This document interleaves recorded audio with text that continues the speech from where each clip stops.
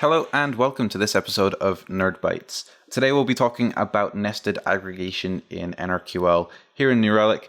And you can see that we have an example query up and running here. This query is just pulling out the percentage of transaction events that have an error within them. So where that error attribute is true. So this is essentially a way of calculating that error rate per application name. You can see we're faceting by app name, so we've got that grouped up nicely here. And limit max is going to show us all of the application names and each of their error rates. So you can see that some of them are 0 or relatively low as we go up. You can see 0.00, 0.022, 0.042, etc. So what if you only want to see the application names that have an error rate above a certain threshold? Well, because we haven't got that error percentage as an attribute that we can perform operations on yet, we can't really say where error percentage is greater than or less than a certain value right now. And that's where nested aggregation comes in. So to start with getting this into a nested aggregation query, I'm going to wrap this entire query in brackets. And then at the beginning, I will say, select something from this. So now you can see that this inside query here is essentially similar in SQL terms to a subselect or a subquery. It is slightly different in New Relic terms, and so do check out the links in the video description for more information.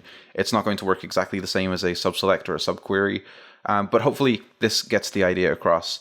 But you can see that we do have this value that we're calculating here as the percentage, and we are labeling that as error pers.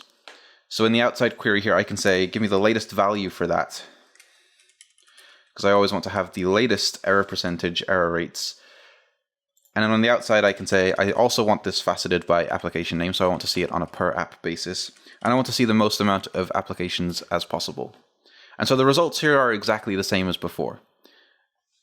But you can see, we still do have those 0 values, those really low values here. And so because we have this error pers as an outside attribute now, we can perform operations on it. So over here, I can say, where error pers is greater than, let's say we want to only look at the applications that have an error rate above 2%. So I can say 2, and now I can run that query. And now I'm always going to have all of my applications here with this limit max. So I'm not hard coding a limit here to say only give me the top 5. I'm always going to see all of them, but only if they have an error percentage greater than 2. Anything else is probably not something that we necessarily care about right now, something that we need to focus on. And so we're essentially hiding those with this query. We're only showing what is relevant, and that is that greater than 2 error percentage. So like I said, this is not necessarily subselects or subqueries. It is slightly different. So do check out the links in the video description and come back soon for more episodes of Nerd Bytes.